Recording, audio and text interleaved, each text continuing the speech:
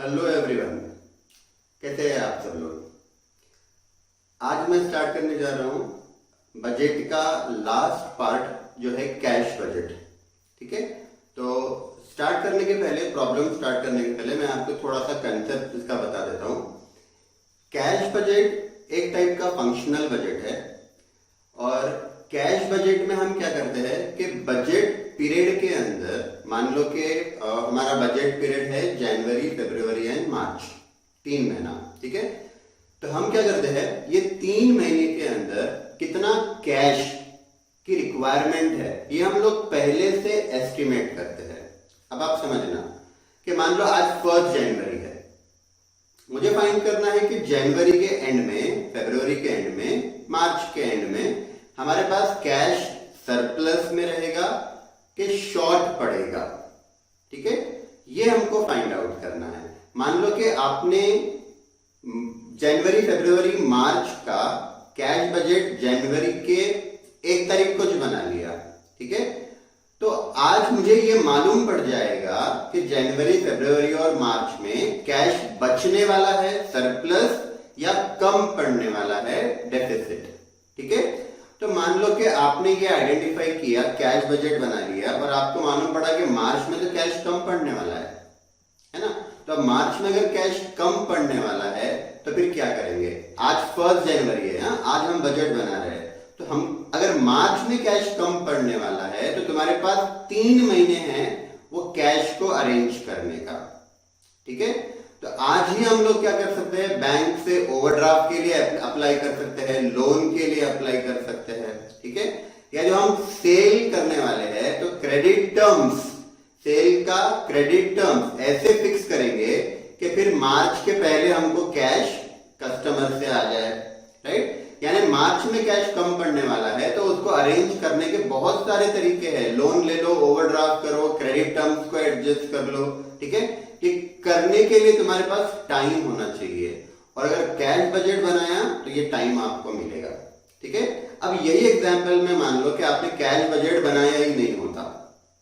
ठीक है, और मार्च आ गया और मार्च में कैश कम पड़ गया, तो अब आप इमेजिन करो कि अगर मार्च में कैश कम पड़ गया और आपने पहले से बजट नहीं बनाया था तो अब आपको इमीडिएटली कहीं से लोन नहीं मिलने वाला है, इमीडिएटली आप ओवरड्राफ्ट अरेंज नहीं कर सकते हो। ठीक है, तो प्रॉब्लम हो जाएगी। अब क्या प्रॉब्लम होगी, आपके पास मार्च में पेमेंट करने के लिए कैश हाथ में नहीं होगा। हो सकता है कि आपको इनकम टैक्स पे करना है, कैश हाथ में नहीं है।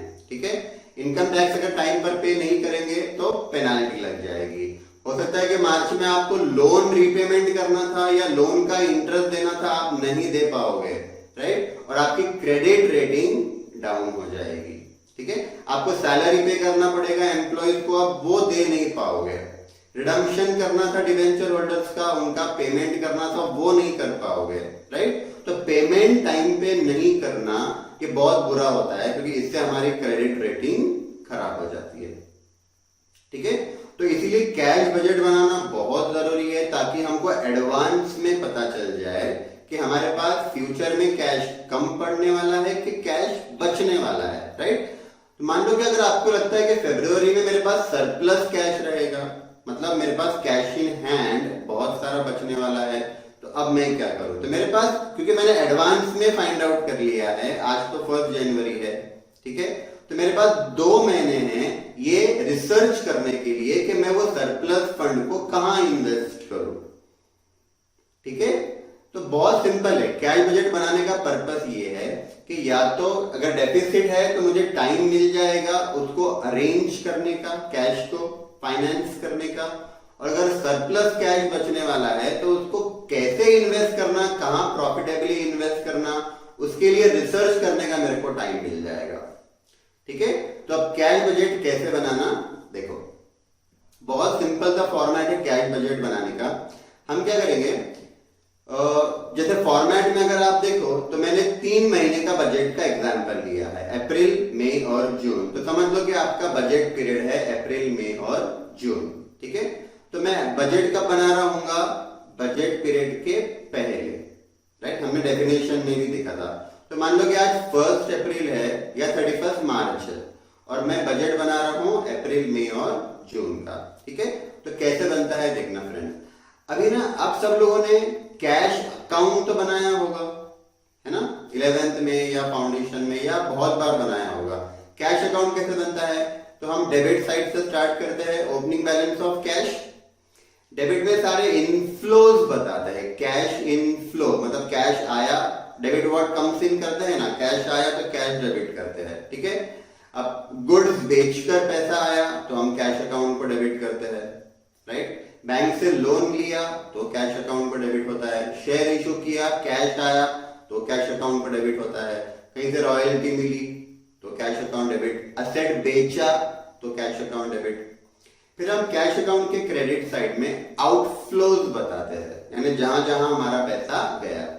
मान लो मशीनरी परचेज की, credit side, raw material purchase किया, क्रेडिट साइड, सैलरी वेजेस दिया, क्रेडिट साइड, लोन का रीपेमेंट किया, क्रेडिट साइड, इनकम टैक्स पे किया, क्रेडिट साइड, राइट। ये सारा पेमेंट दिखाने के बाद लास्ट में क्लोजिंग कैश बचता है, ठीक है।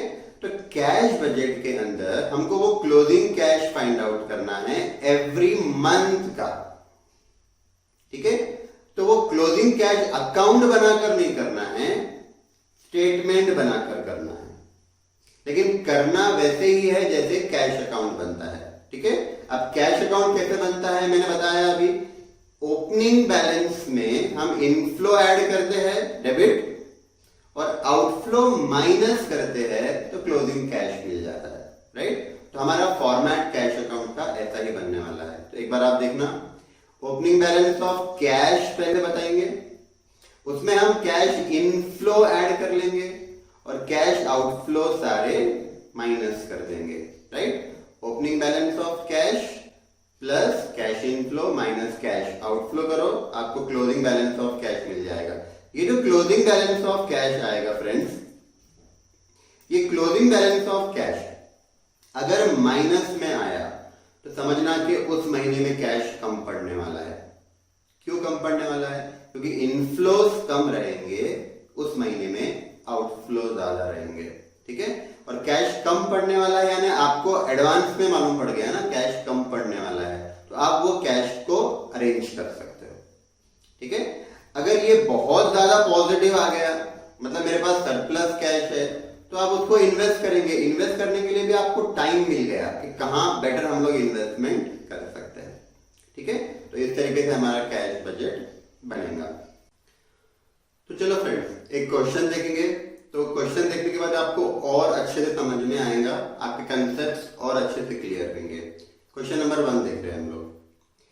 From the following information, prepare a monthly cash budget for the 4 month ending 31st December, right? हमको कैश बजट बनाना है 4 मंथ्स का, और वो 4 मंथ एंड हो रहे हैं 31st दिसंबर को, यानी हमको स्टार्ट करना पड़ेगा सितंबर से। सितंबर, अक्टूबर, नवंबर, दिसंबर, ये 4 महीने का हमको कैश बजट बनाना है।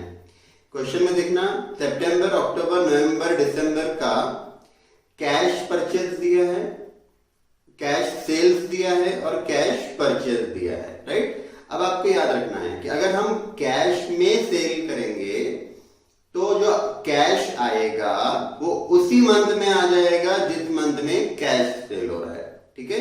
मान लो मैंने जनवरी में कैश सेल किया तो कैश जनवरी में आ जाएगा। कैश परचेज किया जनवरी में तो जनवरी में ही पैसा देना पड़ेगा।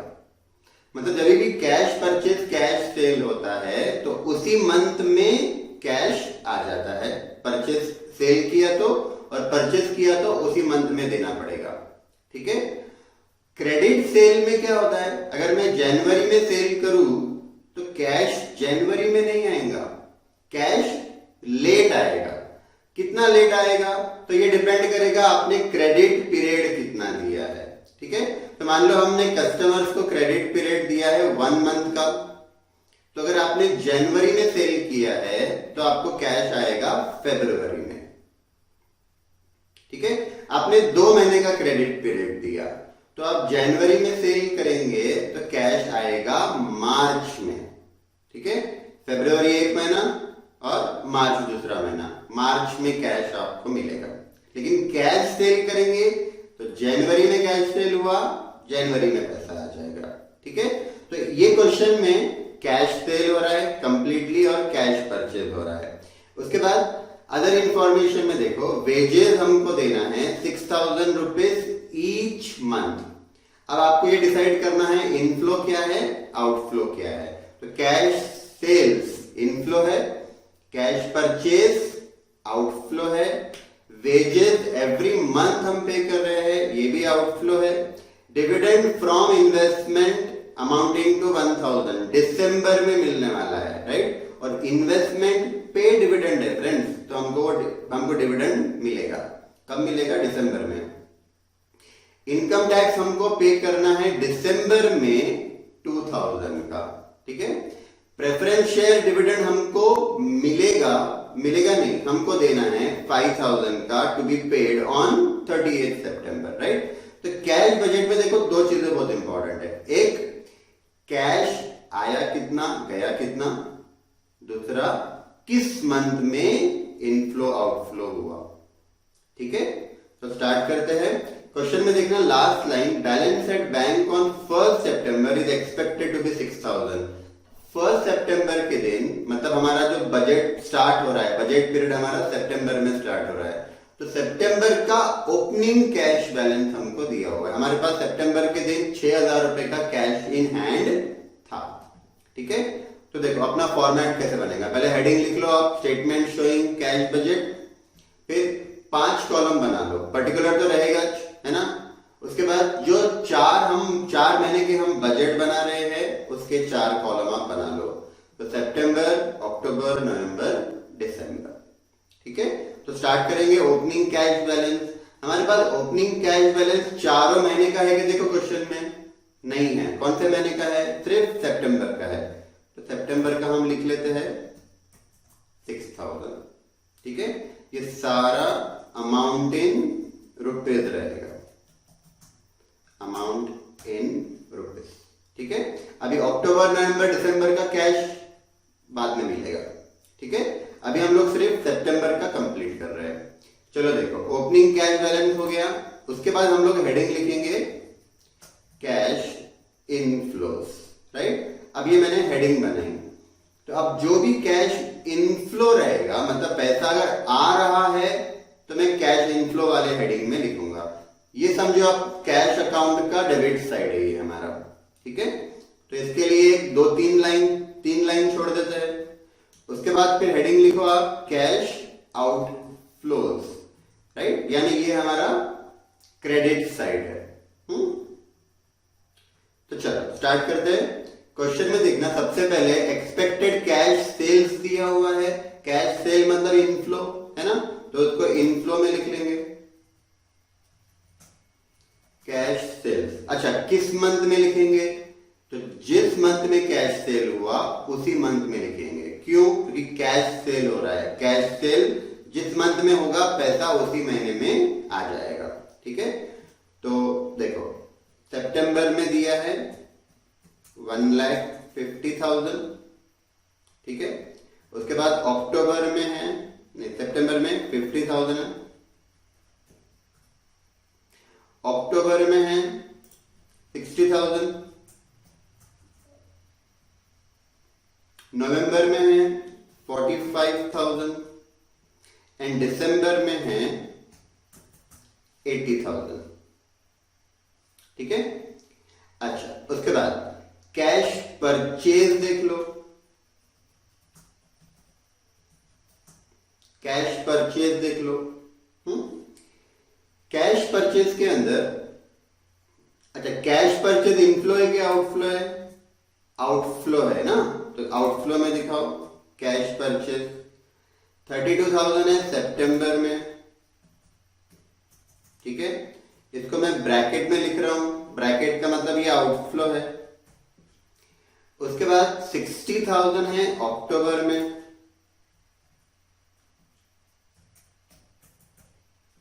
70,000 है नवंबर में और 45,000 है दिसंबर में, ठीक है। उसके बाद वेजेस हमने 6,000 रुपीज का पे किया है एवरी मंथ, है ना, तो आउटफ्लो में दिखाओ वेजेस 6,000 रुपीज एवरी मंथ है, राइट। तो लिख लो एवरी मंथ, ब्रैकेट में दिखाओ क्योंकि आउटफ्लो है।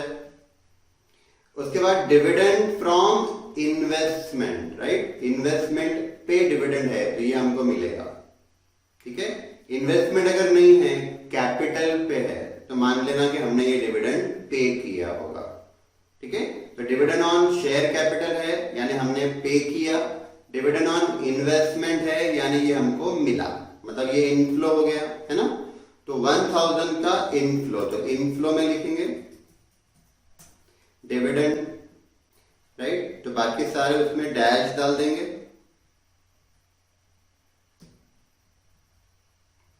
दिसंबर में हमको मिलने वाला है 1000 रुपीज इनफ्लो। उसके बाद इनकम टैक्स हमको दिसंबर में पे करना है, 2000 पे करना है, मतलब आउटफ्लो। इनकम टैक्स बाकी डैश डाल देते, और दिसंबर में आप दिखाओ आउटफ्लो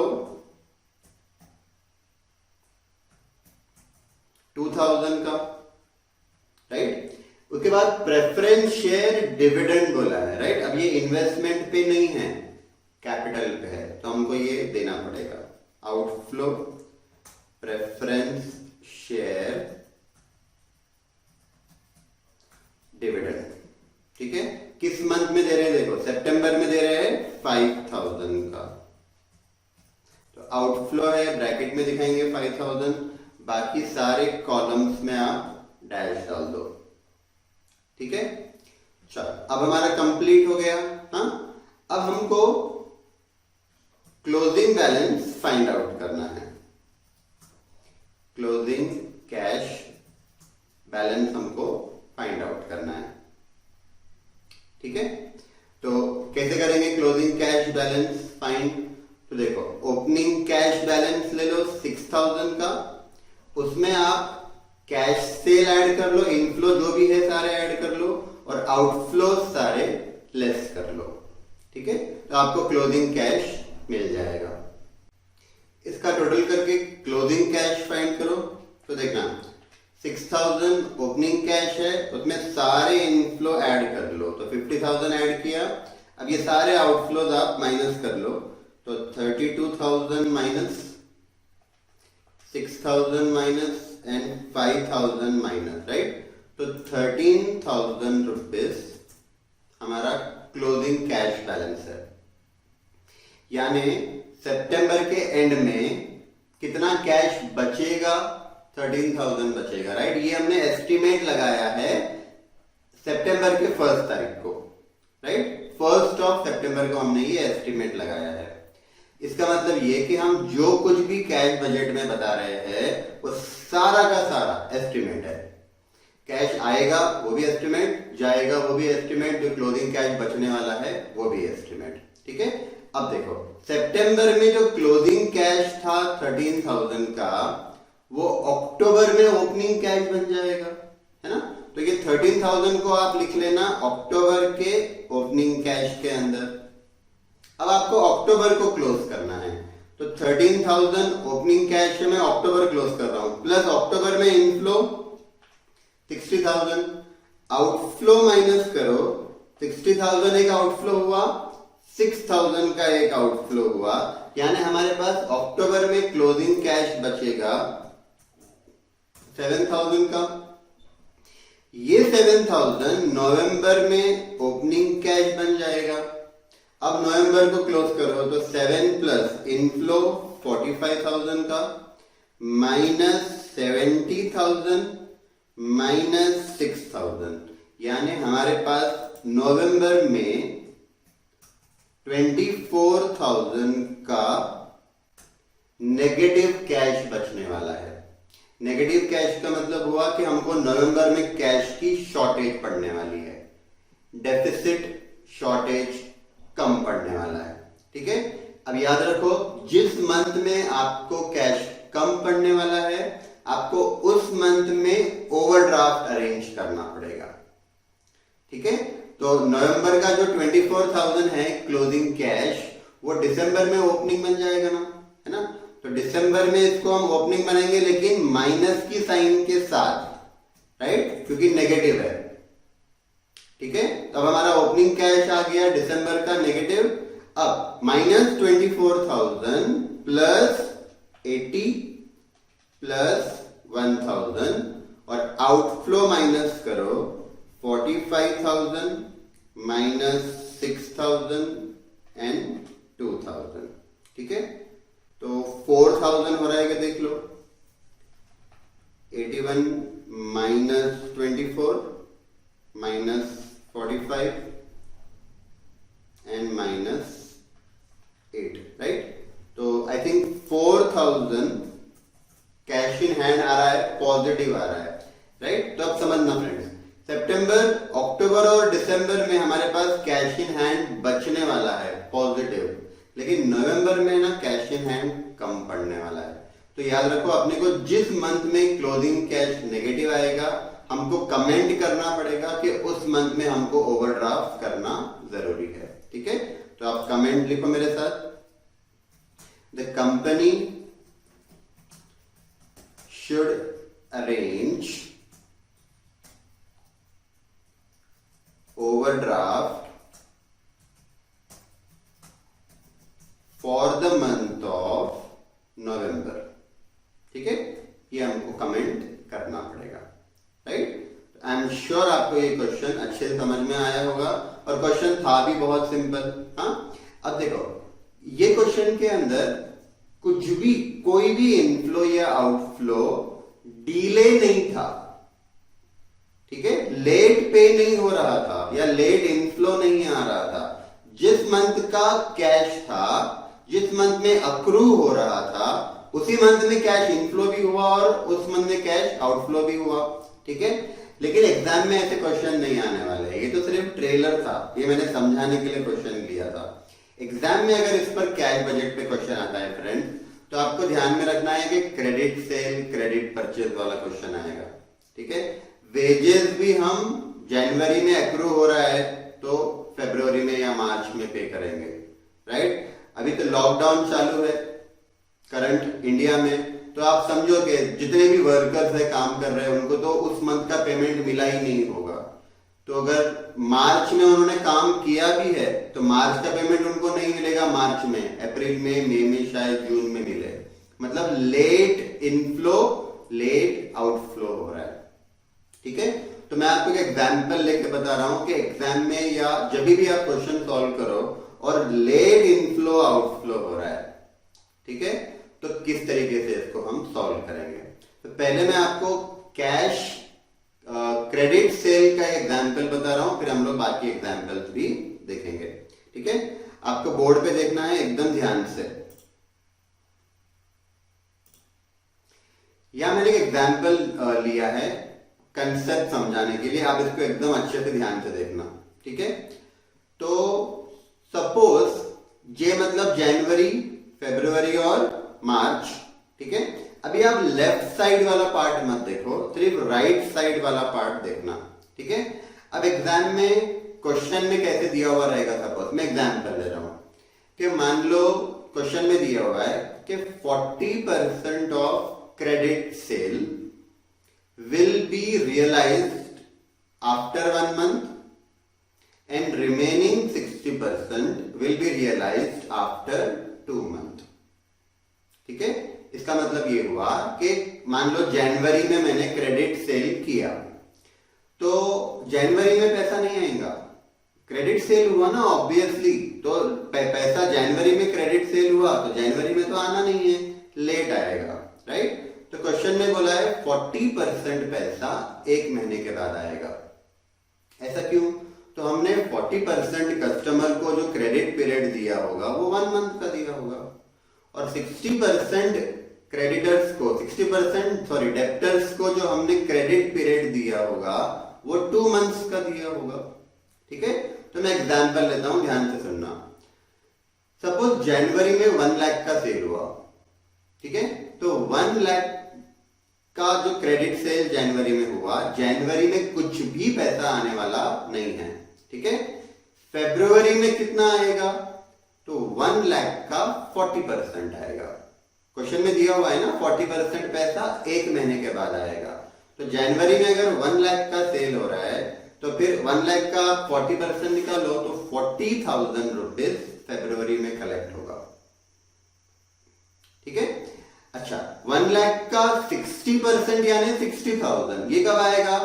ये मार्च में आएगा, 2 महीने के बाद। मैंने 2 महीने कैसे काउंट किए? जनवरी करंट मंथ है तो उसको 1 मंथ काउंट करना, तो जनवरी 1 मंथ हो गया, फेब्रुवरी 2 मंथ हो गया, 2 महीने हो गए, मार्च में पैसा आएगा। मतलब क्रेडिट सेल तो जनवरी में हुआ था पर पेमेंट 40,000 फरवरी में आया, 60,000 मार्च में। ठीक है। क्वेश्चन में आपको ऐसा दिया हुआ रहेगा, लेकिन सबसे बड़ा क्वेश्चन है कि जनवरी is the current month, right? तो जनवरी में कैश कितना आएगा? हमको ये फाइंड आउट करना है फ्रेंड्स कि जनवरी में कैश कितना आएगा। ठीक है। तो जनवरी में कैश कितना आएगा कैसे फाइंड करेंगे? तो वापस सुनना, क्वेश्चन में क्या दिया है कि 40% पैसा 1 महीने के बाद, आज से 40% पैसा 1 महीने के बाद आएगा। ये जनवरी है, राइट? तो 40% पैसा 1 महीने के बाद मतलब फरवरी में आएगा। 60% पैसा 2 महीने के बाद आएगा मतलब मार्च में आएगा। तो ये तो फ्यूचर में कितना आएगा ये बोल रहा है ना। अभी तो आज तो जनवरी चल रहा है ना, अभी 40% 1 महीने के बाद, 60% 2 महीने के बाद, ये तो फ्यूचर में कितना आएगा ये दिया हुआ है, राइट? मुझे फाइंड आउट करना है जनवरी में कितना आएगा। ये 40% फेब में आने वाला है, 60% मार्च में आने वाला है, फ्यूचर में आने वाला है। मुझे फाइंड करना है जनवरी में कौन सा आएगा। तो आप थोड़ा दिमाग लगाओ, जनवरी का क्रेडिट सेल हुआ तो जनवरी में आएगा क्या? नहीं आएगा। तो जनवरी में कैश कौन सा आएगा ये मेरे को फाइंड आउट करना है, राइट? तो ऑब्वियसली आपने जनवरी के पहले दिसंबर में या नवंबर में जो आपने क्रेडिट सेल किया होगा वो पैसा जनवरी में आएगा। ठीक है। तो फ्रेंड्स आपको याद रखना है, हमेशा क्वेश्चन में दिया हुआ रहेगा फ्यूचर में कितना पैसा आएगा, है ना? 40% फरवरी में, 60% मार्च में, फ्यूचर में कितना आएगा। ठीक है। पर आपको सॉल्व ऐसे नहीं करना है, सॉल्व आपको ऐसे करना है कि जनवरी में कितना आएगा। ठीक है। तो आप ध्यान से सुनना, बोर्ड पे देखना, मैंने एग्जाम्पल लिया है। जनवरी में मान लो 1 लाख का, जनवरी में 1 लाख का क्रेडिट सेल हुआ। ठीक है। तो क्वेश्चन में क्या दिया हुआ रहेगा? 40% आएगा 1 मंथ के बाद, मतलब फरवरी में, मतलब 1 लाख का 40% आप निकालो तो 40,000 रुपीज फरवरी में आएगा। और 60% पैसा 2 महीने के बाद आएगा। देखो यहां मैंने 2 मंथ लिखा है, मतलब कब आएगा? मार्च में। तो जनवरी में अगर 1 लाख का सेल हुआ, क्रेडिट सेल, तो 40,000 will be realized in the month of February and remaining 60,000 will be realized in the month of March. Question में ऐसे रहेगा। मैंने बताया था हमको ऐसे नहीं करना है, हमको ये फाइंड करो, ये तो फ्यूचर में फरवरी में इतना आएगा, मार्च में इतना आएगा, ये तो फ्यूचर में कितना आएगा दिया है ना। हमको फ्रेंड्स फाइंड आउट करना है जनवरी में कितना आएगा। जनवरी इज माय करंट मंथ। हमेशा याद रखो, ये मंथ, करंट मंथ में कितना कैश आएगा ये मुझे फाइंड आउट करना है, राइट? तो मैं कैसे करूंगा? हमको करना क्या है, जो फ्यूचर में कैश आएगा, फ्यूचर में 40% 1 महीने के बाद आएगा, 60% 2 महीने के बाद आएगा। आपको इसकी मिरर इमेज क्रिएट करनी है। जैसे मैं बताता हूं, 40% अगर 1 महीने बाद आने वाला है तो आप क्या करो, 1 महीने पहले चले जाओ। अभी जनवरी है, ध्यान से सुनना, अभी जनवरी चल रहा है।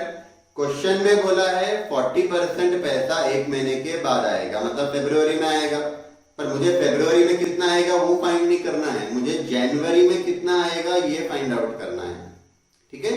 तो 1 महीने बाद 40% आएगा ना, तो मैं एक महीने पहले चला जाऊंगा, मतलब कहां पे, दिसंबर। तो आपने क्या करना, दिसंबर का क्रेडिट सेल का 40% ले लेना, ये अमाउंट जनवरी में आएगा। ठीक है। अच्छा, क्वेश्चन में क्या दिया है, आज से मतलब जनवरी से 2 महीने बाद 60% आएगा। ठीक है, मतलब मार्च में आएगा, तो मुझे मार्च में कितना आएगा नहीं फाइंड करना है, मुझे फाइंड करना है जनवरी में कितना आएगा। तो मैं जनवरी से 2 महीने पहले चले जाऊंगा, राइट, मतलब नवंबर में, और नवंबर के क्रेडिट सेल का 60% लूंगा, राइट। तो फ्रेंड समझना, क्वेश्चन में दिया हुआ है एक महीने के बाद 40% आएगा, 2 महीने के बाद 60% आएगा। मैं क्या करूंगा, एक महीने पहले का 40% लूंगा, 2 महीने पहले का 60% लूंगा, और वो पूरा कैश कब आएगा, जनवरी में आएगा। ठीक है। अब दूसरा एग्जांपल लेते हैं, ध्यान से सुनना। मान लो क्वेश्चन में तुमको दिया हुआ है, क्वेश्चन में दिया है कि 60% एक महीने के बाद आएगा, अभी जनवरी के ध्यान में रखो, 60% एक महीने के बाद आएगा, 30% पैसा 2 महीने के बाद आएगा, और 10% 3 महीने के बाद आएगा। 60% एक महीने के बाद, 30% 2 महीने के बाद, 10% 3 महीने के बाद। ठीक है, पर ये तो फ्यूचर में आने वाला है ना। अभी अगर ये जनवरी चल रहा है तो 60% फरवरी में आएगा, 30% मार्च में आएगा, 10% अप्रैल में आएगा, बराबर है, फ्यूचर में आएगा। मुझे फाइंड करना है जनवरी में कितना आएगा। तो देखो फ्रेंड्स, जो परसेंटेज फ्यूचर में दिया है 60 एक महीने के बाद, 30 2 महीने के बाद, 10 3 महीने के बाद, तो आप एग्जैक्टली बैक चले जाओ, पास्ट में चले जाओ।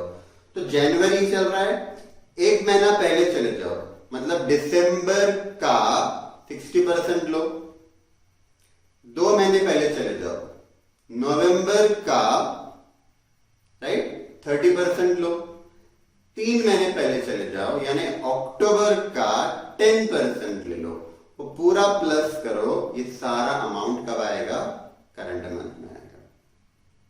ठीक है, तो आई होप आपको ये अच्छे समझ में आ रहा होगा। जैसे जैसे क्वेश्चन आएंगे मैं आपको और इसको एक्सप्लेन, ये वाला कंसेप्ट और एक्सप्लेन करूंगा। ठीक है, चलो फ्रेंड्स स्टार्ट करते हैं। Question number 2, XYZ company wishes to arrange overdraft facilities with its bankers during the period April to June. ठीक है, अब हमको याद रखना है हमारा बजट पीरियड है अप्रैल टू जून। ठीक है,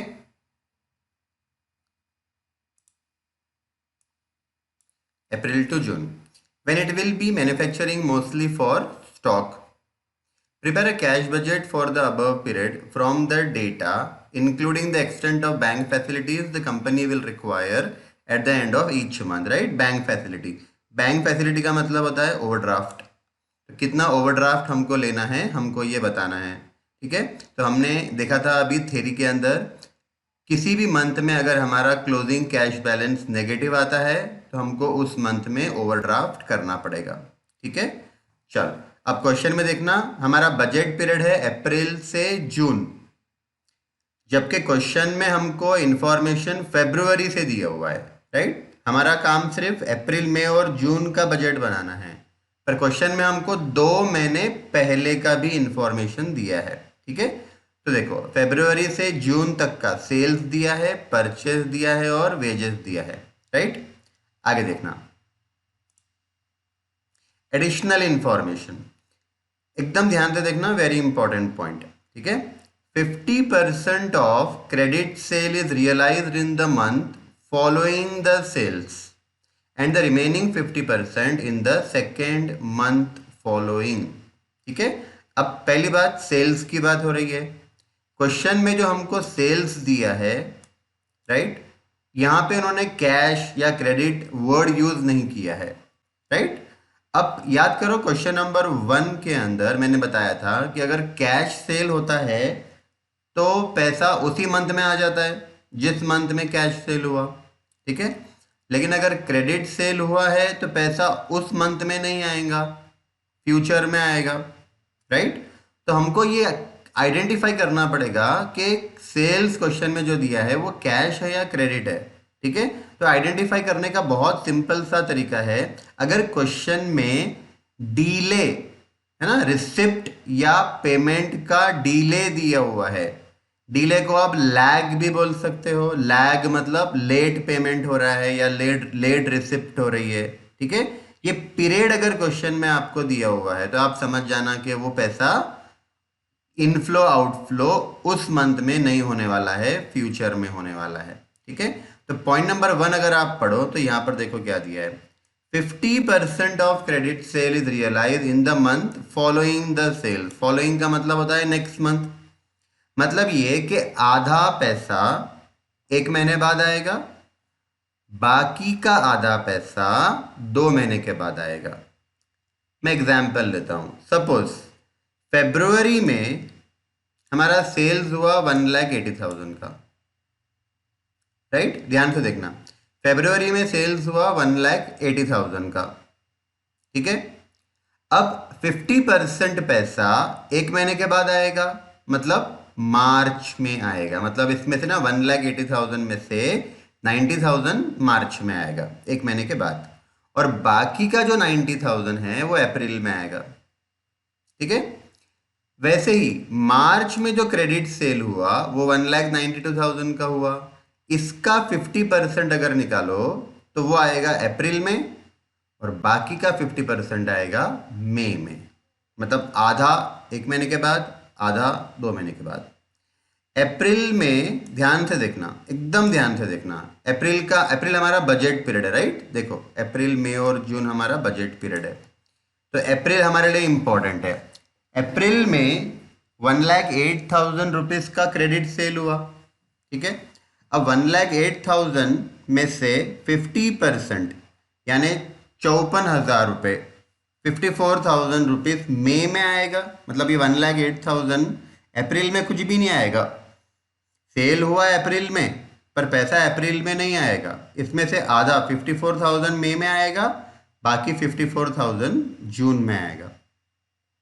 फिर मई में जो सेल हुआ 1,74,000 का, आधा जून में आएगा, आधा जुलाई में आएगा, राइट। अब थोड़ा सा मैं आपको एक टेक्निकल क्वेश्चन पूछ रहा हूं, मेरे को सोच कर बताना, अप्रैल में कितना पैसा आएगा। वापस क्वेश्चन सुनो मेरा, अप्रैल में कितना पैसा आएगा। ये 1,08,000 जो है ये अप्रैल का क्रेडिट सेल हुआ, पर ये पैसा अप्रैल में आने वाला है क्या? ये नहीं, आधा मई में आ रहा है, आधा जून में आ रहा है।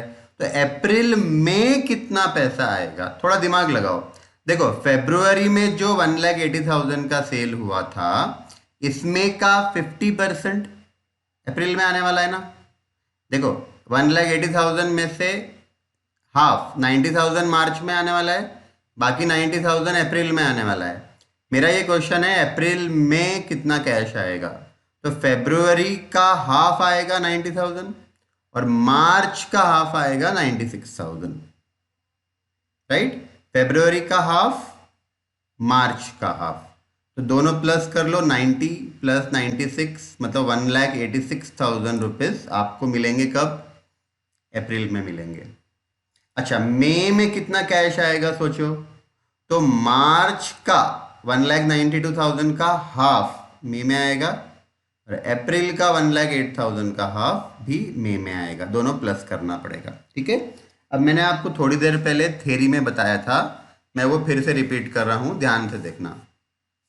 क्वेश्चन में हमको दिया होता है, जैसा ये क्वेश्चन का एग्जाम्पल लो, 50% 1 महीने के बाद पैसा आएगा और बाकी 50% 2 महीने के बाद आएगा, ठीक है। मतलब फ्यूचर में आता है पैसा, फ्यूचर में आएगा, ऐसा क्वेश्चन में दिया होता है, राइट। अगर मुझे ये फाइंड करना है कि करंट मंथ में कितना पैसा आने वाला है, जैसा मुझे अप्रैल में कितना पैसा आएगा ये फाइंड आउट करना है, अप्रैल में कितना पैसा आएगा ये मुझे फाइंड आउट करना है, ठीक है। तो मैं कैसे फाइंड करूंगा? तो फ्रेंड ध्यान से सुनो मैं क्या बोल रहा हूँ, राइट। पूरा जो टॉपिक है ये कैश बजट का, उसमें सबसे इंपॉर्टेंट चीज बता रहा हूं मैं आपको। हाँ, क्वेश्चन में दिया है 50% 1 महीने के बाद आएगा, बाकी 50% 2 महीने के बाद आएगा। जैसे परसेंटेज आपको फ्यूचर में दिया है, आप एग्जैक्टली वही परसेंटेज बैक चले जाना, पास्ट में चले जाना। हाँ, मैं फिर से बता रहा हूं, ध्यान से सुनो। अब मान लो अप्रैल में कितना कैश आया मुझे फाइंड करना है, ठीक है। तो क्वेश्चन में क्या दिया है, 50% 1 महीने के बाद आएगा, बाकी 50% 2 महीने के बाद आएगा, ठीक है। अब यहां पर आपको परसेंटेज ध्यान में रखना है और टाइम ध्यान में रखना है। हाँ, मैं फिर से रिपीट कर रहा हूं, 50% परसेंटेज 1 महीने के बाद आएगा, टाइम 1 महीना टाइम, बाकी 50% 2 महीने के बाद आएगा, ठीक है। इसको आप एग्जैक्टली बैक ले लो, पास्ट में ले लो। कैसे पास्ट में लेंगे, तो 1 महीने पहले के सेल का 50%, 2 महीने पहले के सेल का 50%, ये दोनों प्लस कर लेना, आपको करंट मंथ में कितना पैसा आएगा ये मिल जाएगा, ठीक है। मैं दूसरा एग्जाम्पल दे रहा हूं परसेंटेज चेंज करके समझाने के लिए। मान लो क्वेश्चन में बोला हुआ है 60% पैसा 1 महीने के बाद आएगा, 50% 2 महीने के बाद आएगा, ठीक है। तो आप वीडियो पॉज करो और आपके दिल में सोचो, मन में सोचो क्या आंसर होगा इसका। 60% 1 महीने के बाद आएगा, 40% 2 महीने के बाद आएगा। मुझे फाइंड करना है करंट मंथ में कितना आएगा। तो जैसे 60 और 40 दिया है, 60 1 महीने के बाद दिया है ना, तो 1 महीने पहले का सेल्स का 60% ले लेना और 2 महीने पहले के सेल्स का 40% ले लेना, दोनों को प्लस कर लेना, आपको मिल जाएगा करंट मंथ में कितना पैसा आएगा। मैं तीसरा एग्जाम्पल दे रहा हूं, ध्यान से सुनना। मान लो क्वेश्चन में बोला हुआ है 40% 1 महीने के बाद आएगा, ठीक है। 30% 2 महीने के बाद आएगा। मैं थोड़ा 3 अलग अलग परसेंटेज देता हूँ, राइट, तो आपको और अच्छे समझ में आएगा। 60 30 एंड 10 लेते हैं। 60% 1 महीने के बाद आएगा, 30% 2 महीने के बाद आएगा और 10% 3 महीने के बाद आएगा। ऐसा क्वेश्चन में दिया हुआ है, राइट। आप एग्जैक्टली मिरर इमेज कर देना, पास्ट में चले जाना। पहले आप देखो 1 महीने के बाद कितना आने वाला है, 60% ना, तो 1 महीने पहले के सेल का आप 60% ले लो, ठीक है। अच्छा, फिर क्वेश्चन में क्या बोला है, 2 महीने के बाद 30% आएगा, बराबर है। तो आप 2 महीने पहले के सेल का 30% ले लो। फिर क्वेश्चन में बोला हुआ है 3 महीने के बाद 10% आएगा, तो आप 3 महीने पहले के सेल्स का 10% ले लो, ठीक है। मैं फिर से रिपीट कर रहा हूं, लास्ट टाइम ध्यान से सुनना, ये एग्जाम्पल फिर से बता रहा हूं। क्वेश्चन में दिया है 60% पैसा 1 महीने के बाद आएगा, 30% 2 महीने के बाद और 10% 3 महीने के बाद। हाँ, मुझे फाइंड करना है करंट मंथ में कितना कैश आएगा। तो आपने एग्जैक्टली उसके बैक साइड चले जाना, मंथ भी सेम रखना। तो 1 महीने पहले के सेल का आप 60% ले लो, 2 महीने पहले के सेल का 30% ले लो, 3 महीने पहले के सेल का 10% ले लो। ये पूरा प्लस कर लो, आपको करंट मंथ में कितना कैश आएगा ये मिल जाएगा, ठीक है। चलो अब अप्रैल, आपको अपने क्वेश्चन पे आ जाओ। अपने क्वेश्चन में क्या दिया है, 50% 1 महीने के बाद आएगा, बाकी 50% 2 महीने के बाद आएगा। एग्जैक्टली पीछे आ जाओ, 1 महीने पहले के सेल का 50% लेना, 2 महीने पहले के सेल का 50% लेना, दोनों प्लस कर लेना, ठीक है। चलो अब मेरे को बताओ अप्रैल में कितना कैश आएगा, ठीक है। अप्रैल में कितना कैश आएगा, तो बताओ। 1 महीने पहले का यानी मार्च का 50%, 2 महीने पहले का यानी फरवरी का 50%, इन दोनों का 50% प्लस करो, अप्रैल में कितना कैश आएगा वो मिल जाएगा। मई का बताओ, मई के लिए अप्रैल के सेल का 50%, मार्च के सेल का 50%, दोनों प्लस कर लो, मई में कितना कैश आएगा ये मिल जाएगा। जून में कितना कैश आएगा बताओ, तो मई के सेल का 50% ले लो, अप्रैल के सेल का 50% ले लो, दोनों को प्लस कर लो, जून में कितना कैश आएगा वो आपको मिल जाएगा। ठीक है, चल मैंने वर्किंग किया है, एक बार देख लेना। अप्रैल में कैश कितना आएगा वो हमको फाइंड करना है, कलेक्शन फ्रॉम डेटर्स, राइट। तो आप भी स्टार्ट करो वीडियो पॉज करके। Working note number 1, collection from debtors. ठीक है, अप्रैल का फाइंड आउट करना है, अप्रैल में कितना कैश आएगा। देखो मैंने क्या किया, 50% of sales of February. February क्यों, 2 महीने पहले का। या ऐसा देखो आप, पहले मार्च का 1 महीने पहले का 50%, फिर फेब्रुवरी का 2 महीने पहले का 50%। इसको प्लस कर लिया, 1,86,000 अप्रैल में आएगा। मई में कैश कितना आएगा, राइट। तो मई से 1 महीना पहले का सेल, यानी अप्रैल के सेल का 50% लिया, मई से 2 महीने पहले का सेल यानी मार्च का 50% लिया, दोनों प्लस कर लिया, 1,50,000 मई में आएगा। फिर जून में कैश कितना आएगा, राइट। तो देखो जून से 1 महीना पहले चले जाओ, मतलब मई, मई के सेल का 50%। जून से 2 महीना पहले चले जाओ यानी अप्रैल, अप्रैल के सेल का 50%। ठीक है, ये दोनों प्लस कर लेंगे, 1,41,000 आएगा। ठीक है, अच्छा तो ये मैंने सेल का बता दिया। अब ये इनफ्लो में आएगा, हाँ, क्योंकि सेल्स की बात हो रही है ना, कलेक्शन फ्रॉम डेटर्स है तो इनफ्लो में आएगा। अब परचेज आउटफ्लो में आएगा, परचेज मतलब हमने रॉ मटेरियल खरीदा है तो हमको पेमेंट करना पड़ेगा, राइट। तो इसके लिए क्वेश्चन में क्या दिया है देखो, creditors are paid, creditors are paid in the month following the month of purchase, right. अब समझना, creditors are paid in the month following the month of purchase, right. इसका मतलब जिस महीने में रॉ मटेरियल परचेज किया उसका पेमेंट अगले महीने होगा। फ्रेंड्स याद रखना, क्वेश्चन में हमेशा फ्यूचर वाला दिया रहेगा, फ्यूचर में आएगा, फ्यूचर में देना पड़ेगा, इनफ्लो फ्यूचर में होगा, आउटफ्लो फ्यूचर में होगा। हमने उसको exactly mirror image back side कर लेना, पास्ट में चले जाना। क्वेश्चन में फ्यूचर का दिया हुआ रहेगा, हमको जाना है पास्ट में, जिससे हमको ये मालूम पड़ेगा करंट मंथ में इनफ्लो आउटफ्लो कितना होगा। ठीक है, जैसे मैंने सेल वाला पॉइंट बताया था, सेल में भी आपको फ्यूचर का दिया था, 50% 1 महीने के बाद आएगा, 50% 2 महीने के बाद आएगा, ये फ्यूचर है। हमने उसको एग्जैक्टली पास्ट में ले लिया, तो 1 महीने पहले का 50% लिया, 2 महीने पहले का 50% लिया और उसको प्लस कर लेना। ठीक है, सिमिलरली परचेज हमने किया है अप्रैल में, राइट। तो क्वेश्चन में कैसे दिया हुआ रहेगा, 2,43,000 का परचेस हुआ अप्रैल में, इसका पेमेंट हम करेंगे मई में। क्वेश्चन में तो क्वेश्चन में फ्यूचर में दिया हुआ रहेगा, मतलब अप्रैल का परचेस किया हुआ पेमेंट कब होने वाला है, 2,43,000 का पेमेंट कब होने वाला है, मई में होने वाला है। ठीक है, लेकिन हमको फ्यूचर का नहीं फाइंड करना है ना, हमको फाइंड करना है अप्रैल में कितना देना पड़ेगा भैया, ये बताओ, है ना। अप्रैल में कितना देना पड़ेगा, तो आप थोड़ा दिमाग लगाओ। मार्च में जो परचेज किया होगा मैंने, मार्च का पेमेंट मुझे करना पड़ेगा अप्रैल में। ठीक है, तो मैं फिर से बता रहा हूं, क्वेश्चन में क्या दिया हुआ है कि अप्रैल में परचेज किया तो पेमेंट मई में करना पड़ेगा। क्वेश्चन में तो फ्यूचर का दिया हुआ रहेगा ना, मतलब 1 महीने बाद देना पड़ेगा, 1 महीने बाद देना पड़ेगा। आप 1 महीने पहले आ जाओ।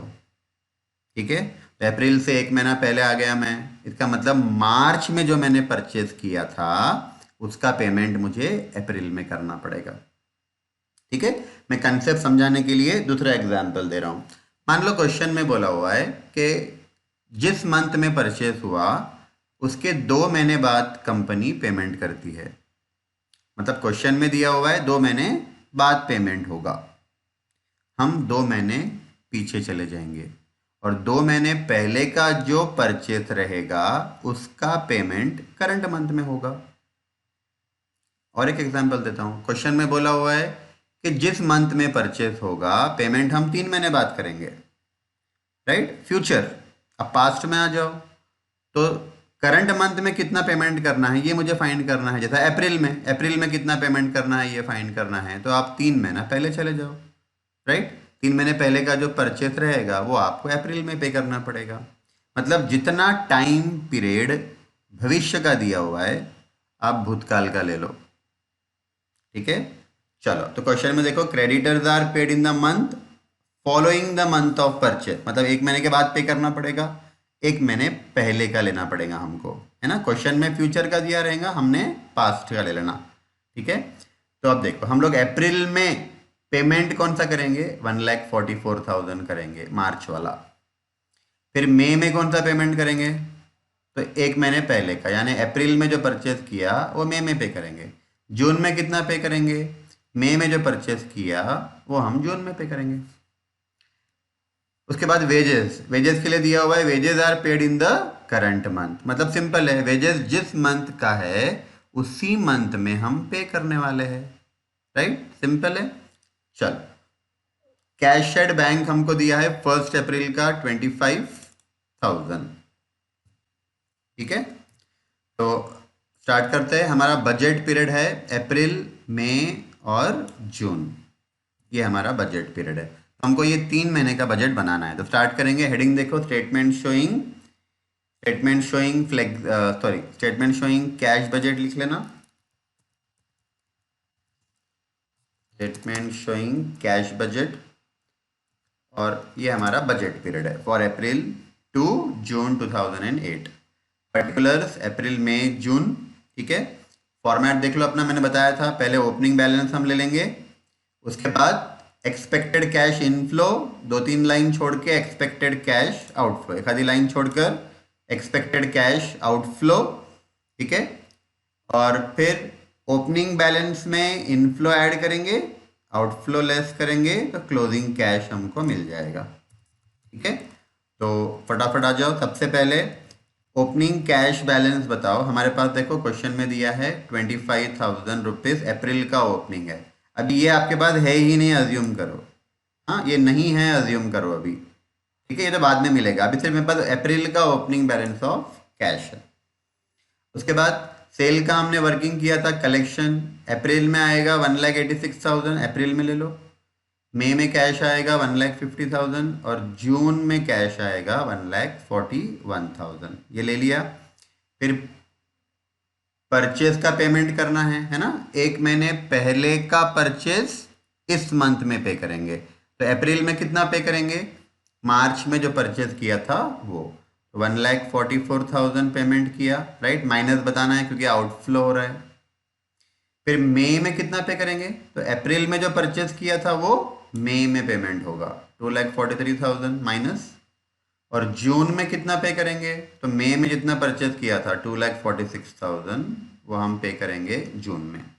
वेजेस तो जिस मंथ का है उसी मंथ में पे करना है, तो अप्रैल मई और जून का 11, 10, 15, 11,000, 10,000, 15,000, राइट। चलो opening balance 25,000 plus 1,86,000 minus 144 minus 11 करो 56,000, क्लोजिंग बैलेंस ऑफ कैश। ये 56,000 अगले महीने का ओपनिंग बनेगा, याद रखो, है ना। तो इसको आप डायरेक्टली कैसे करना, ये ओपनिंग बैलेंस ऑफ कैश है, क्लोजिंग बैलेंस ऑफ कैश है अप्रैल का, इसको कॉपी कर लेना मई के अंदर, राइट। अब सिंपल सा लॉजिक है, हमको मालूम है ना, प्रीवियस मंथ का क्लोजिंग इस मंथ का ओपनिंग बन जाता है, तो अप्रैल का क्लोजिंग बन जाएगा मई का ओपनिंग, ठीक है। उसके बाद फिर 56,000 में 1,50,000 इनफ्लो ऐड करो, 243 माइनस करो, 10,000 माइनस करो, नेगेटिव आ रहा है देखना, -47,000 आ रहा है आंसर, ठीक है। माइनस आ रहा है, समझ जाना ओवरड्राफ्ट करना पड़ेगा। हमको मालूम है ना, जब भी कैश बैलेंस हमारा नेगेटिव होता है क्लोजिंग कैश, तो वो ओवरड्राफ्ट होता है, ठीक है। तो 47,000 माइनस है, ठीक है। तो अगर आपको ब्रैकेट में लिखना है तो ब्रैकेट में लिखो, माइनस की साइन डालना है तो माइनस की साइन डालो, ठीक है। जो टेक्निक फॉलो करना है कर सकते हैं, मैं माइनस में लिख रहा हूँ, आपको ब्रैकेट में लिखना है तो आप ब्रैकेट में लिख लो, और फिर यही अगले महीने का ओपनिंग बन जाएगा। अब जून क्लोज करेंगे, तो देखो ये एक ही अमाउंट पॉजिटिव है, हाँ ये नेगेटिव है, ये भी नेगेटिव है, ये भी नेगेटिव है। तो पहले 1,41,000 में टाइप कर लो आपके कैलसी पे, उसमें से माइनस करो 47,000, माइनस करो 2,46,000, माइनस करो 15,000, तो नेगेटिव नेगेटिव 1,67,000 आएगा, मतलब ओवरड्राफ्ट करना पड़ेगा, राइट। तो याद रखो फ्रेंड्स, जिस महीने में क्लोजिंग कैश नेगेटिव आया उस मंथ में ओवरड्राफ्ट करना पड़ेगा, ठीक है। कमेंट करेंगे, the company should arrange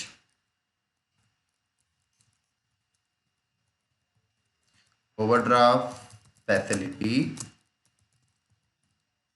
for the month of May and June, ठीक है। और कितने कितने का करना है ये भी लिखेंगे तो भी चलेगा, और भी अच्छा, राइट। तो चलो अपना क्वेश्चन खत्म हुआ, नेक्स्ट क्वेश्चन स्टार्ट करते हैं। चलो फ्रेंड्स, नेक्स्ट क्वेश्चन स्टार्ट करेंगे। क्वेश्चन नंबर 3 देखना। From the following information supplied by bright limited, prepare cash budget for the period from 1st September 12 to 30th September 12, ठीक है। तो इसको मार्क कर लेंगे, ये हमारा बजट पीरियड है, राइट। तो देख लो, सितंबर, अक्टूबर, नवंबर, 3 मंथ्स का हमको बजट बनाना है, ठीक है।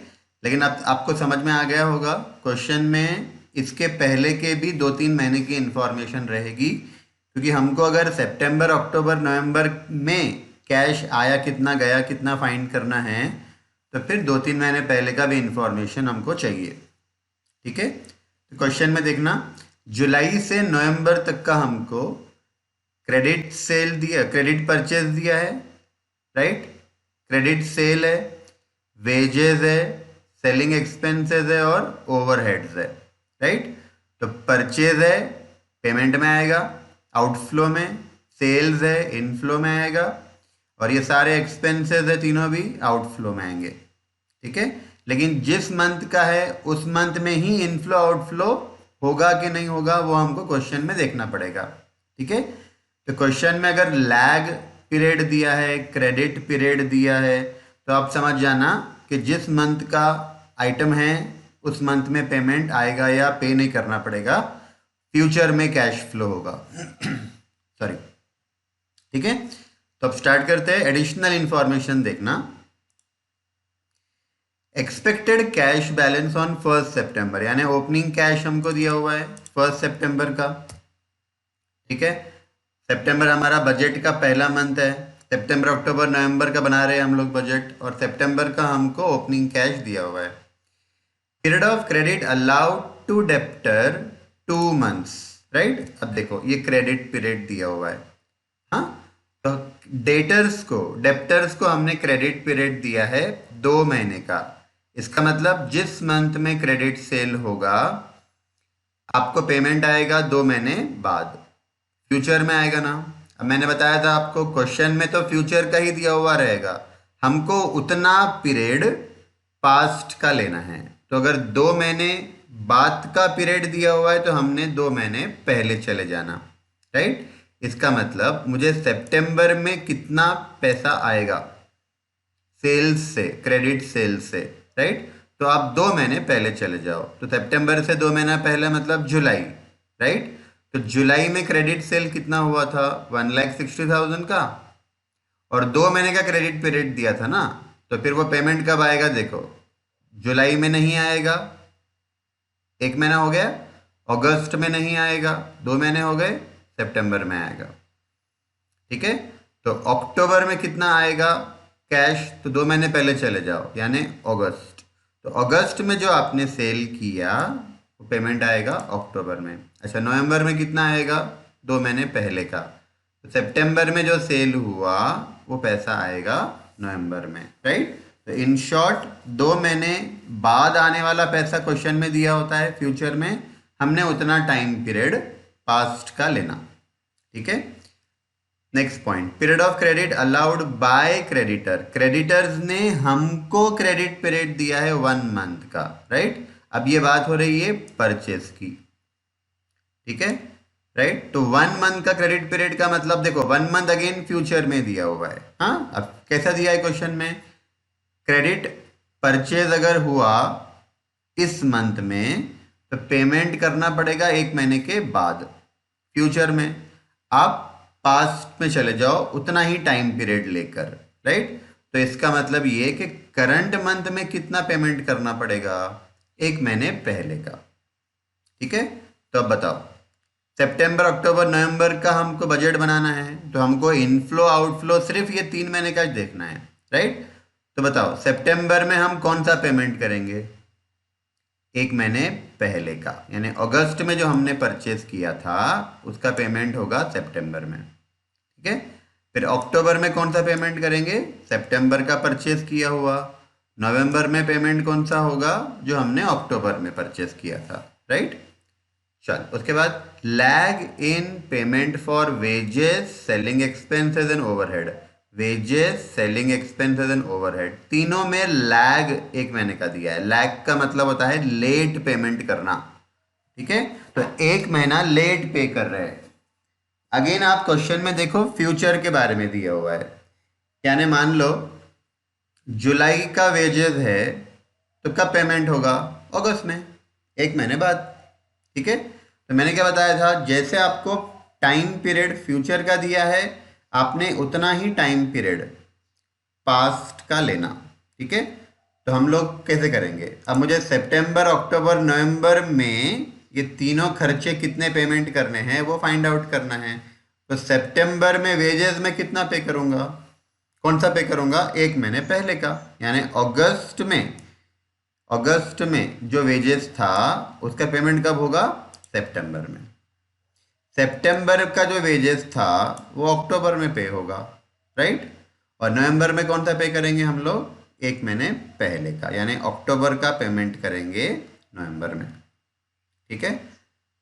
चल तो देखो ये इसके लिए क्रेडिट पीरियड 1 मंथ हमको मिला, इसके लिए हमने क्रेडिट पीरियड हमारे डेटर्स को दिया 2 महीने का, और ये तीनों के लिए क्रेडिट पीरियड है 1 मंथ का, ठीक है। उसके बाद देखना, selling commission at 2% on sales is payable 1 month after sales, right. अब देखना सेलिंग कमीशन 2% हमको देना है, अब ये हमारा एक्सपेंडिचर है, आउटफ्लो में दिखाना पड़ेगा, राइट। अब 2% ऑन सेल्स बोला हुआ है, ठीक है, 2% ऑन सेल्स। पे कब करना है, is payable 1 month after sale, मतलब यहां पर भी lag, delay, credit period 1 month का है, ठीक है। तो सिंपल है, 1 महीने पहले का जो कमीशन रहेगा वो मैं करंट मंथ में पे करूंगा, ठीक है। तो मुझे सितंबर में कमीशन कौन सा पे करना है, राइट। तो अगस्त का जो कमीशन रहेगा वो आपको सितंबर में पे करना है, ठीक है। इसका मतलब मुझे कमीशन अगस्त का फाइंड करना पड़ेगा, है ना। तो देखो 2% ऑन सेल्स कमीशन है, राइट। तो देखो अगस्त का सेल्स 1,85,000 है, इसका आप 2% कैलकुलेट करो, 3,700 रुपये आएगा। अब वो 3,700 रुपये कमीशन तो है अगस्त का, नो डाउट, पर हम पेमेंट कब करेंगे, 1 महीने बाद, मतलब सितंबर में। अच्छा अक्टूबर में कमीशन कौन सा पे करेंगे, तो सितंबर का जो कमीशन रहेगा वो अक्टूबर में पे करेंगे, राइट। तो सितंबर का सेल देखो 2,10,000 है, इसका 2% निकालो, 4,200 रुपीज आएगा। ये कमीशन तो सितंबर का है पर पेमेंट करेंगे 1 महीने बाद, यानी अक्टूबर में। नवंबर में कौन सा पे करेंगे, तो अक्टूबर का जो कमीशन रहेगा वो नवंबर में पे करेंगे, ठीक है। उसके बाद expenditure on machinery worth ₹50,000 is payable in October, right. अब हम अक्टूबर में मशीनरी परचेज करने वाले हैं, तो हमको अक्टूबर में पेमेंट करना पड़ेगा, ठीक है। तो जब भी अक्टूबर वाला हम लोग कैश फ्लो दिखाएंगे तो वहां पे आपने 50,000 का आउटफ्लो दिखाना, क्योंकि एक्सपेंडिचर ऑन मशीनरी है, मशीनरी हमने परचेज किया होगा या रिपेयर वगैरह किया होगा, ठीक है। उसके बाद expected cash sales per month is 15,000, right. अब देखना यहाँ पर जो सेल्स दिया है ना, बहुत क्लियरली क्रेडिट सेल दिया हुआ है, यानी ये वाला फिगर सेपरेट है, अलग है, और कैश सेल्स अलग से 15,000 रुपये दिया हुआ है, राइट। अब ये टोटल सेल्स अगर होता ना तो फिर इसमें 15,000 इंक्लूड होता, लेकिन ये टोटल सेल नहीं है, ये क्रेडिट सेल है, तो ये अलग है और ये अलग है। इसका अलग वर्किंग हम लोग कर लेंगे, ठीक है। लेकिन यहाँ पे कैश सेल्स एवरी मंथ 15,000 का हो रहा है, तो समझ जाना कि जिस मंथ में कैश सेल होगा उसी मंथ में पेमेंट आएगा। मतलब ये 15,000 रुपये का तो कैलकुलेशन एकदम सिंपल है, हर महीने 15,000 रुपये कैश आएगा, ठीक है। और क्रेडिट सेल के लिए कैसा, तो हमने डेप्टर्स को 2 मंथ का टाइम पीरियड दिया हुआ है, तो सितंबर में कौन सा लेंगे, 2 महीने पहले का, right. No commission is payable on cash sale. देखो यहाँ कमीशन दिया था ना 2% ऑन सेल, तो कैश सेल जो 15,000 का हो रहा है उस पर कमीशन नहीं देना है, कमीशन हमको सिर्फ क्रेडिट सेल पे कैलकुलेट करना है, ठीक है। चलो आंसर सॉल्व करना स्टार्ट करो मेरे साथ। हेडिंग लिखेंगे, statement showing cash budget for, budget period लिख लेते हैं, फॉर देखना यहाँ पे दिया है सितंबर से नवंबर तक का, ठीक है। तो फॉर सितंबर टू नवंबर, ठीक है। एज यूजुअल टेबल ड्रॉ करो मेरे साथ।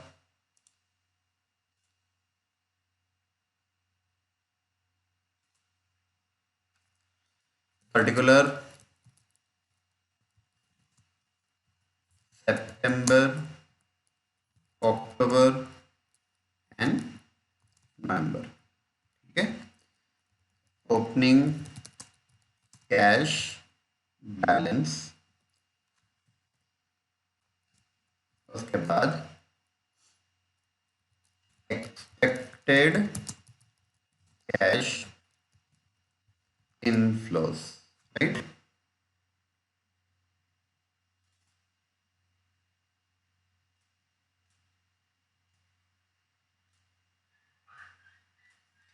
एक्सपेक्टेड कैश इनफ्लोज ये हमारी हेडिंग बन जाएगी, और एक 2 लाइन छोड़ दो, 2-3 लाइन छोड़कर एक्सपेक्टेड कैश आउटफ्लोज, ठीक है। तो यहाँ पे थोड़ी लाइंस हमको ज़्यादा लगेगी, इनफ्लोज थोड़े कम हैं, आउटफ्लोज ज़्यादा है, राइट। तो स्टार्ट करते हैं। इनफ्लोज में पहले ओपनिंग बैलेंस ऑफ कैश ले लेंगे सितंबर का, देखो 10,500 दिया है,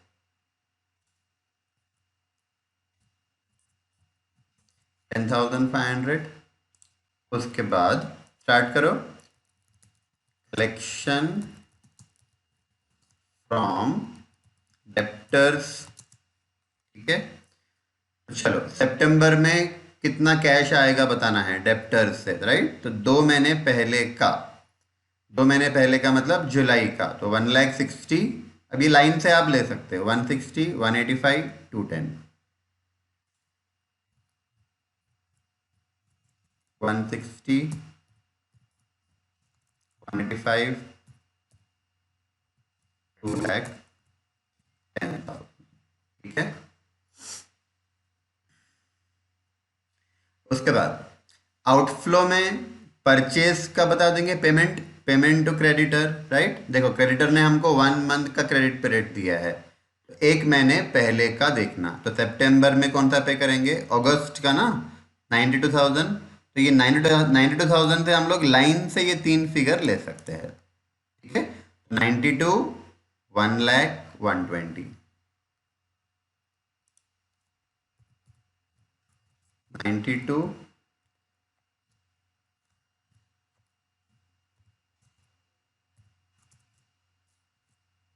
1,00,000,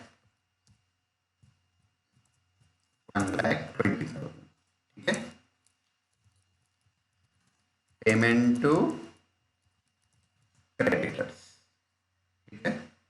इसको अंडरलाइन कर लेंगे। चलो ओके, आगे बढ़ते हैं। वेजेस है ना, पेमेंट में आएगा, तीनों के लिए 1 मंथ का दिया हुआ है लैग, तो 1 महीने पहले की अमाउंट हमको पे करनी है। तो सितंबर में हम लोग अगस्त का पे करेंगे 37,000, अक्टूबर में पे करेंगे सितंबर का 42,000, नवंबर में पे करेंगे अक्टूबर का 49,000। मतलब यहाँ से ये 3 अमाउंट हमको लाइन से लेना है, 37, 42, 49, 37,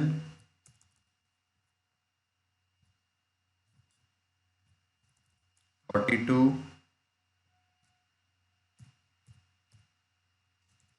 49। ठीक है, payment of ways.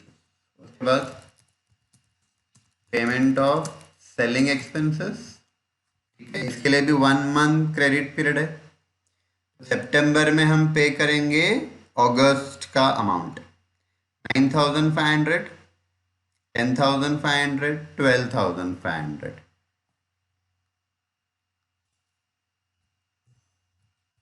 9,500, 10,500, 12,500।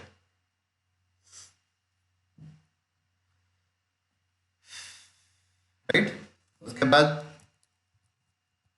Payment of overheads दिया है, ये भी, इसके लिए भी लैग पीरियड 1 मंथ है। ठीक है, तो सितंबर हमारा बजट पीरियड है, सितंबर से 1 महीना पहले का अमाउंट 11,500, 13,000, 14,500।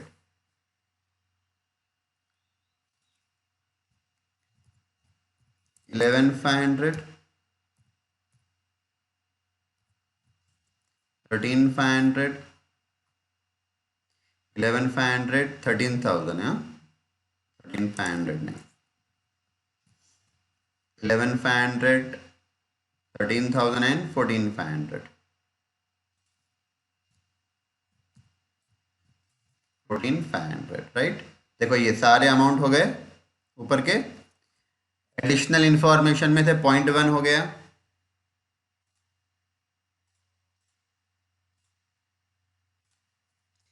एडिशनल में से .1 हो गया, बी हो गया, सी हो गया और डी भी हो गया। ठीक है, कमीशन करेंगे, कमीशन 2% ऑन सेल्स। ठीक है, और ये भी प्रीवियस मंथ का कमीशन करंट मंथ में पे करना है, 1 महीने पहले का। लैग देखो 1 मंथ दिया हुआ है। राइट, तो सितंबर में हम पे करेंगे अगस्त का कमीशन। ठीक है, अब इसके लिए वर्किंग करना पड़ेगा, तो वहीं पे ब्रैकेट में वर्किंग कर लेंगे। अगस्त का सेल देखो 1,85,000 है, 1,85,000 का 2% कमीशन हमको देना है।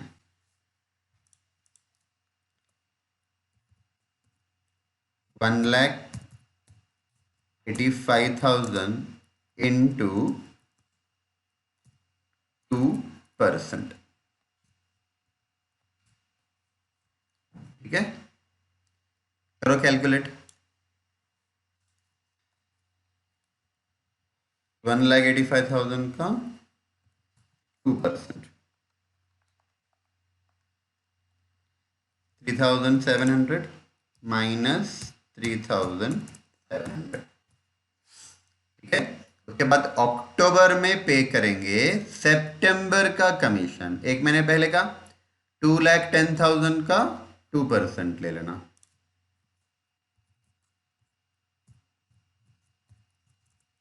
2,10,000 इंटू 2%। राइट, तो दिस कम्स टू 4,200 रुपीज। उसके बाद देख लो, उसके बाद नवंबर में हमको पे करना है अक्टूबर का कमीशन 2,45,000 का 2%।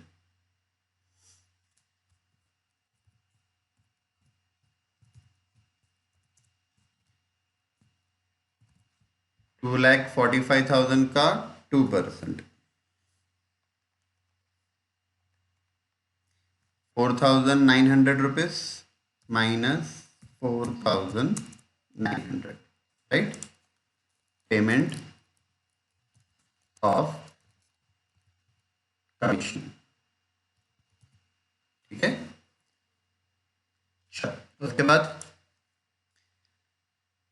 ABCDE तक हो गया। F, मशीनरी परचेस या रिपेयर करना है 50,000 का, उसका पेमेंट अक्टूबर में करना है। ठीक है, एक्सपेंसेस ऑन मशीनरी अक्टूबर में 50,000। राइट, बाकी डैश डाल दो आप, बाकी सारे मंथ में डैश डाल दो। उसके बाद लास्ट 15,000 का कैश सेल्स होगा every month, cash sales inflow में आएगा। ठीक है, अब कैश सेल्स एवरी मंथ है ना, तो जिस मंथ का है उसी मंथ में पैसा आ जाएगा, राइट। तो अपना क्वेश्चन कंप्लीट हो गया। अब इसको क्लोज करेंगे। Closing balance of cash. तो ओपनिंग में इनफ्लो ऐड करना, आउटफ्लो लेस करना। तो 10,500 प्लस 160 और 15, 1,75,000 minus 92,000 minus 37,000 minus 9,500 minus 11,500 minus 3,700, right. तो 31,800 रुपीज आता है क्या, चेक कर लेना। ये हमारा क्लोजिंग कैश है सितंबर का, तो ओपनिंग बन जाएगा अक्टूबर का 31,800। अब अक्टूबर क्लोज करो, 31,800 प्लस 1,85,000 प्लस 15,000 माइनस 1,142, फिर 10,500, 13,000 माइनस करो, 4,200 माइनस करो और 50,000 माइनस करो, 12,100 आएगा। 12,100 नवंबर का ओपनिंग बन जाएगा। ठीक है, अब नवंबर क्लोज करो, 12,100 प्लस 225 माइनस 120 माइनस 49, फिर 12,500, 14,500 एंड 4,900, 36,200 रुपीज आना चाहिए, राइट। यहाँ पे हमारा आंसर कंप्लीट हुआ। इसमें खाली एक चीज ध्यान में रखो, अगर ये लाइन नहीं होती, no commission is payable on cash sale, ठीक है, तो फिर आपको आपका अजम्पशन डालना पड़ेगा कि क्रेडिट सेल पे कमीशन लेना है या टोटल सेल पे। अगर टोटल सेल पे कमीशन ले रहे हो तो क्रेडिट प्लस कैश सेल दोनों प्लस करना, टोटल सेल आएगा, फिर टोटल सेल का 2%। अगर आप अज्यूम कर रहे हो कि कमीशन टोटल सेल पर देना है, अगर ये लाइन नहीं होती तो की बात कर रहा हूँ, राइट। तो हमारा आंसर खत्म हुआ। तो आज की क्लास में यहीं पे एंड कर रहा हूँ, ठीक है। नेक्स्ट क्लास में हम लोग जो रिमेनिंग क्वेश्चन है, आई थिंक 5 या 6 क्वेश्चन है, तो नेक्स्ट क्लास में हम लोग रिमेनिंग क्वेश्चन भी खत्म करेंगे, ठीक है। तो अपना ध्यान रखो और फैमिली मेम्बर्स का भी ध्यान रखो। चलो, थैंक यू, टेक केयर।